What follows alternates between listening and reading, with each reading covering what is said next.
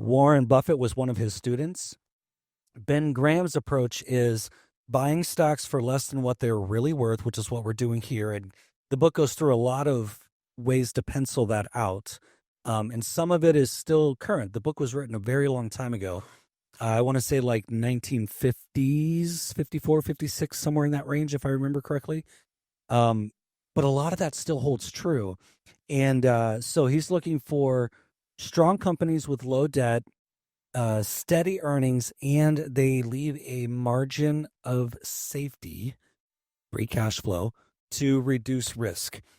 There's another book that I read a long time ago called The Little Book That Beats the Market. It's by Joel Greenblatt, and he has what he called a magic formula for finding undervalued companies, and it focuses on buying good companies at bargain prices. And you do this by ranking stocks based on, number one, a high return on capital.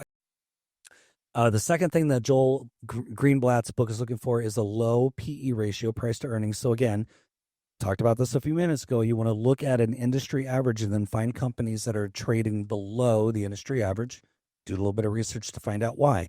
And when you combine those two factors, right, so a high return on capital and a low price to earnings, you can consistently set up a screener on most stock platforms, and you can find undervalued companies that have strong profitability.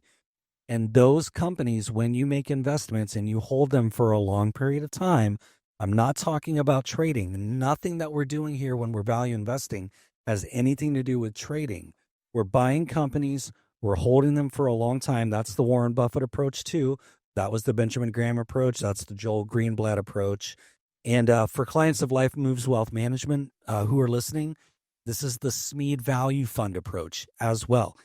This is where those guys got their roots steeped in, is value investing from guys like Ben Graham and Greenblatt and Munger and Warren Buffett.